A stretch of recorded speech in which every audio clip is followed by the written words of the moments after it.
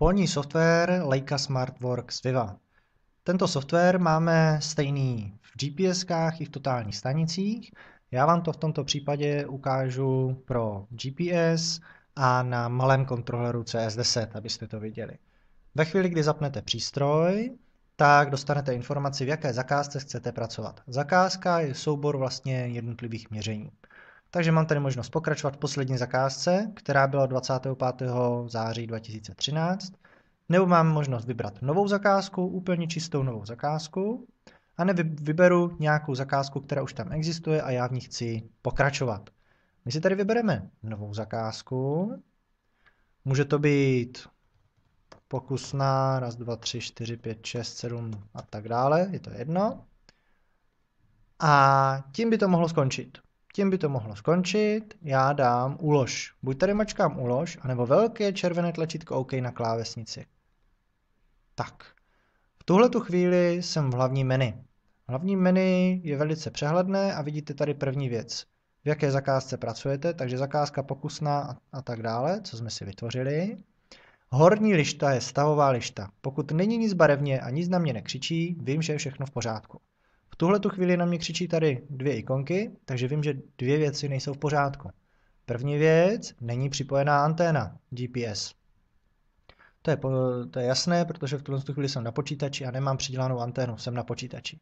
Takže to je v pořádku. Druhá věc, nejsem připojený k internetu. Kdybych byl připojený k internetu a měl připojenou anténu, tak samozřejmě tyhle křičníky tady nebudou a já vím, že je všechno naprosto v pořádku. Takže důležitá je tahle lišta, aby nebyly nikde žádné barvičky.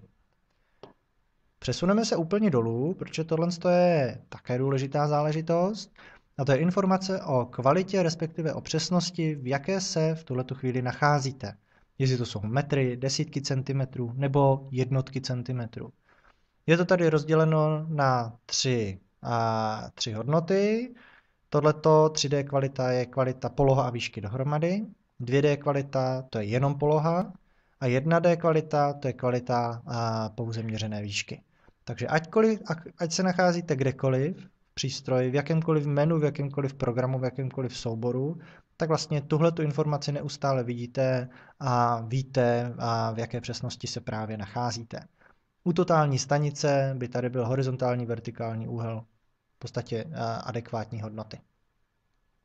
My budeme měřit, a měřit můžeme tak, že půjdeme do práce, buď klikneme na dotykový displej nebo na velké OK. No a tady mám velké tlačítko měření, tak jdu do měření. A měří se velice jednoduše, v podstatě kontrolujete vaši pozici, no a měříte velkým červeným tlačítkem OK. Nepotřebujete v tuhletu chvíli vůbec dotykový displej, zvlášť když třeba prší, sněží, práší se, nebo je zima, máte rukavice, tak samozřejmě je mnohem příjemnější používat klávesnici. Takže byste si mohli vybrat bod 122 OK a tlačítkem OK bychom mohli měřit. Takhle jednoduše, nic víc na tom není.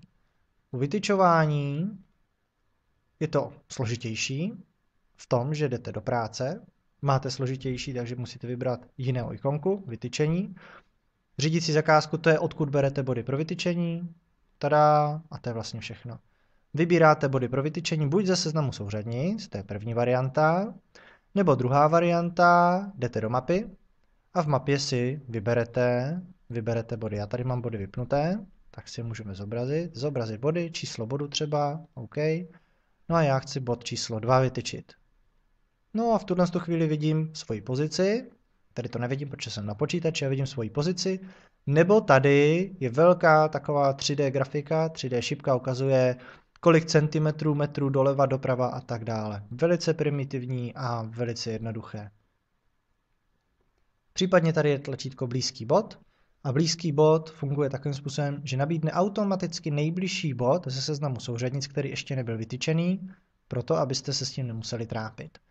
No a to jste vlastně viděli práci s GPS. Opravdu na tom nic není, jenom zapnout, vybrat zakázku, jít do práce, měření, tak jdu do měření, nebo zpět do vytyčení. Je opravdu velice jednoduché.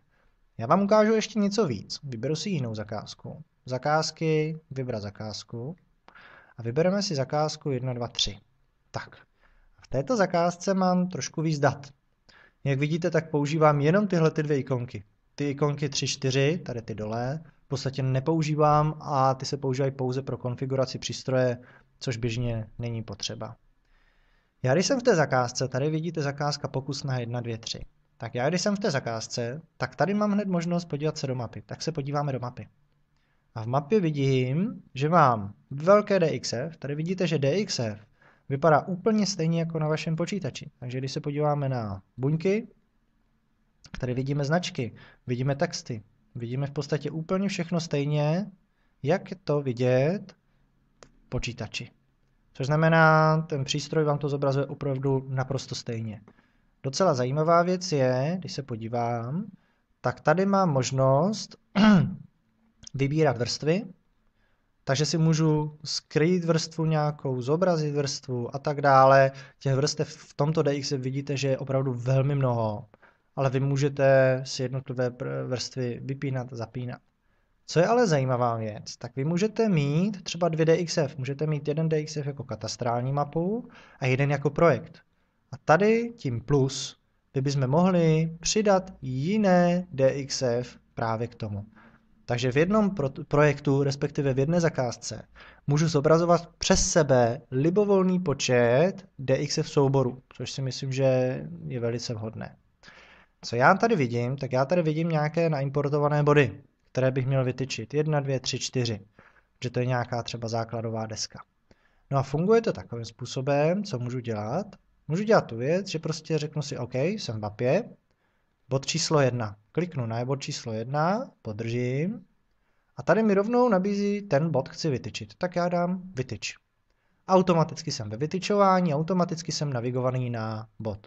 No a potom, když už jsem v tom vytyčování, tak jenom v mapě můžu říct OK, tak teďka chci bod 2. Automaticky jsem navigovaný na bod 2 a tady budu zase dostávat vytyčovací prvky k bodu 2. Bod 3, bod 4, takhle jednoduše to může fungovat. Já si skočím zase zpátky. Co dál tady s tímhletím můžu dělat? Když se podívám třeba znovu na ten bod 1, zase označím. A teď mě zajímá, jaké souřadnice má bod číslo 1, tak dám editovat bod. A hned dostávám informace o souřadnicích toho bodu číslo 1. Nepotřebuji jít nikam do seznamu zakázek, najít bod číslo 1, pak teprve zobrazit jeho souřadnice. Stačí jenom na něho kliknout a hned dostávám jeho informace. Je toho víc, co tady mohu dělat. Pokud mám takhle nějaké body, tak i když v měření nebo kdekoliv můžu vytvářet automaticky linie. Ale pak to může fungovat ještě i takovým způsobem, že a tady vidíte vlevo, mám možnost kreslit, případně kreslit plochy. Takže v tomto případě já jsem změřil třeba, dejme tomu, změřil jsem 4 body. Teď jsem si sednul do auta, protože je klid, mám tam svačinu, tak si můžu do toho malovat jako v AutoCADu. Takže kliknu linie. Tak, až to odsud, sem. Takhle si krásně oklikám to, co já jsem změřil. Dám zastavit, vyřešeno. Pokud bych chtěl v jiné barvě, tak můžu mít v jiné barvě a tak dále a tak dále. To, co vlastně funguje, jo, když dám editovat linii, tak můžu změnit barvu, ale to už jsem mohl při tom malování, jo, jenom abyste viděli informace o délce a tak dále.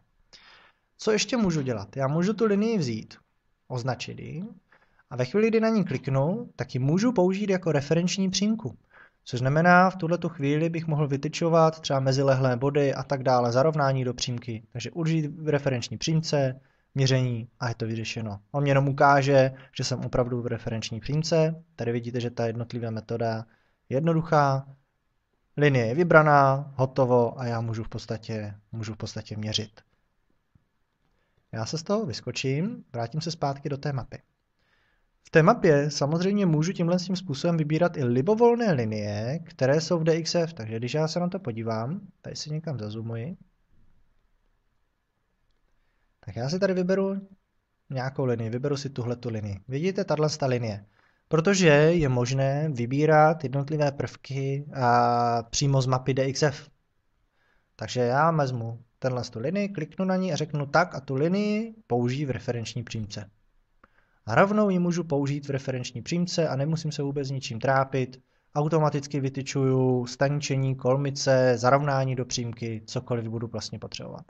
Takhle aktivní je vlastně komplet celý výkres. Což znamená, já když otevřu tu DXF, tak tady vidíte, že to DXF je velké, velmi rychle se v něm pohybuje člověk, ale když něco z toho potřebuju, z toho DXF, třeba tuhletu linii, tak jenom označím, řeknu jo, teď ji chci na něco použít. A použiji ji třeba v referenční přímce, nebo v silnici, nebo ji naimportuju, abych s ní mohl něco počítat. V podstatě fantazii se meze v tuhle chvíli nekladou.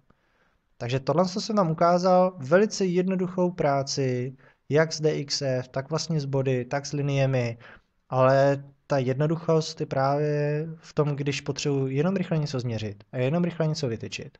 Zapnu přístroj, vyberu zakázku, on mě k tomu přímo vyzve a pak už jenom do práce a jestli chci měřit nebo vytyčovat. Měřit, tada, hotovo a mačkám tlačítko OK. Nic mě v tuhletu chvíli nezajímá. Můžu být v mapě, vidím tady svoji pozici, vlastně jak měřím body, tak tady vidím, jak tady jednotlivé body přibývají a co se s těmi body děje a tak dále. Což znamená, ta práce s tím softwarem je velice jednoduchá, velice intuitivní a tohle, co jsem vám teďka ukázal v několika málo minutách, je v podstatě školení. Takovýmhle způsobem by mohlo fungovat školení. Samozřejmě těch možností a práce a souborů a tak dále je mnohem víc, ale pro tu samotnou práci to je to nejdůležitější a tohle je vlastně taková nejrychlejší a nejjednodušší vlastně práce s přístrojem Leica. Ať už je to totální stanice nebo GPS.